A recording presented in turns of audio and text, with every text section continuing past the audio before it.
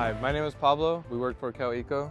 My name is Johanna. The job responsibilities are to get to the client's house and make sure that the plants are first healthy, and if they are overgrown, to make sure that they are in shape. Making sure that our clients' houses are up to par. I personally like about this job is because of the core, I like to tend to plants, and this is like seeing the details in the plants. I like seeing the clients' faces once they see like the before and after once we finish our job. Sometimes making sure that some of the plants are good in very deep detail, and sometimes you have to like step back a little bit and kind of see the bigger picture in the whole garden. And if you have to, just like go over and over, make sure you look at the same spot that you already worked in and make sure it comes out perfect.